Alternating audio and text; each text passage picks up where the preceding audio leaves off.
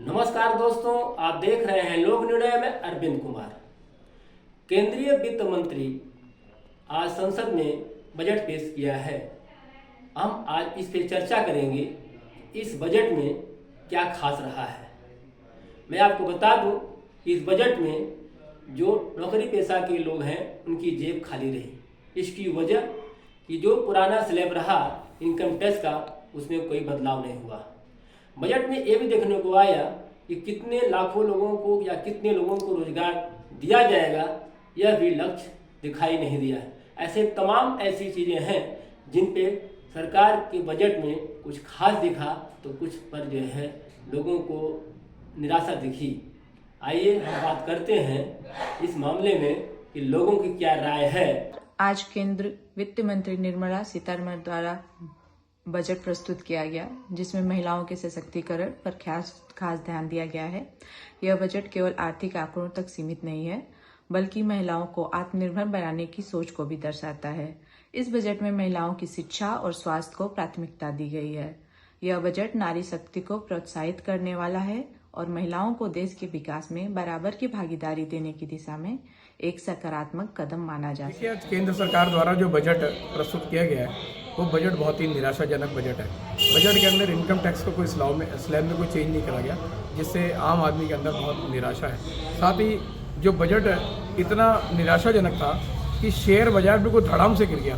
1300 अंकों से भी ज़्यादा बजट जो अंक हैं वो लगातार शेयर बाजार के गिर गए, जिसमें कई हजार लाख करोड़ रुपए हमारे देश के लोगों को डूब गए। ये बजट के अंदर था। मेरा कहना है कि बजट के अंदर किसान, व्यापारी, मजदूर, कोई भी वर्ग इसमें खुश नहीं है। सब सिर्फ लॉलीपॉप दिया गया। बजट के नाम पर सिर्फ लॉलीपॉप है, बजट के नाम पर कुछ भी नहीं है। आम आदमी बहुत हताश और निराश है। ये बजट बिल्कुल ही हमारे देश को किसी को समझ नहीं आ पाया।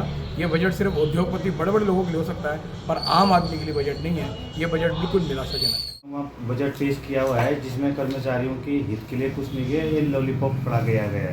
भारतीय जो अर्थव्यवस्था है उसको आगे बढ़ाने के लिए पेश किया गया एक बहुत अच्छा बजट है।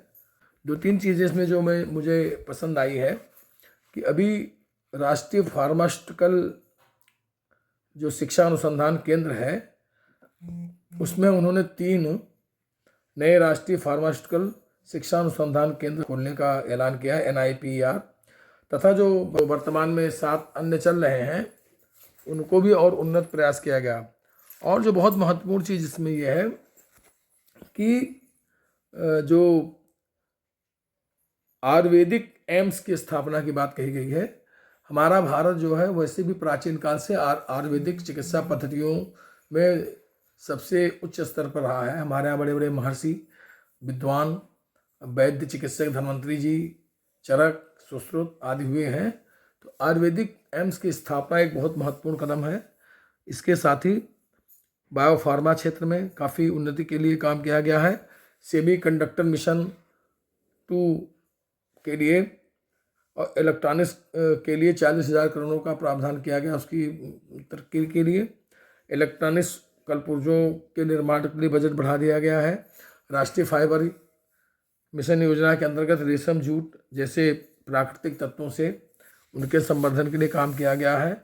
असाध्य रोगों की जो दवाएं हैं उन्हें कर में छूट प्रदान की गई है। और जो महात्मा गांधी का ग्राम स्वराज्य था उसके प्रति खादी उपकरणों की बिक्री के लिए विशेष प्रावधान किया। आज भारत के केंद्रीय बजट में मुख्य बात यह रही कि कर्मचारियों के लिए आयकर सीमा का न बढ़ाया जाना कहीं न कहीं उनके लिए तकलीफ देह है। महंगाई बढ़ती जा रही है और कर्मचारियों का कहीं से भी सरकार न तो समर्थन कर रही है न विरोध कर रही है। कर्मचारी त्रिशंकु लटके हुए हैं।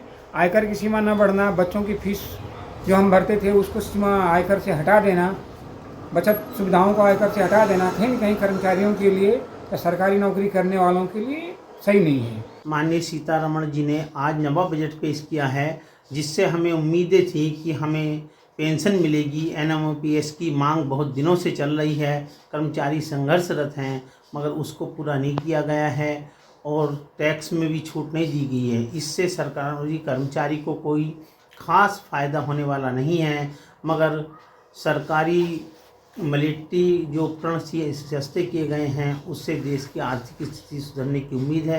अतः बजट का स्वागत आज करते जो हैं। भारत सरकार ने बजट पेश किया है उसके अंदर खेलों के अंदर जो आपने इक्विपमेंट्स की बात करी, खेलों को बढ़ावा देने के लिए जो बात करी वो बहुत ही बढ़िया है, बहुत शानदार है। जब बड़े बड़े महंगे वाले जो हमारे उपकरण हैं खेलों के वो हमारे हिंदुस्तान में ही बनेंगे तो निश्चित तौर से जो खिलाड़ी खेलने वाले हैं और इतने महंगे इक्विपमेंट्स नहीं खरीद सकते हैं वो उनको कम दामों पर मिलेंगे। तो जब कम दामों पर मिलेंगे, सुविधाएं ज़्यादा मिलेंगी तो निश्चित तौर से विश्व में हमारा देश खेलों की दुनिया में नंबर 1 होगा। मैं इसका बहुत बहुत स्वागत करता हूं। और जब भी ये तो एक नई पहल है कि हमारे यहाँ ये आधुनिक जितने भी किस्म के खेल उपकरण हैं वो यहाँ बनेंगे तो निश्चित तौर से हमारा देश पूरी दुनिया में एक नया इतिहास लिखेगा। जय हिंद।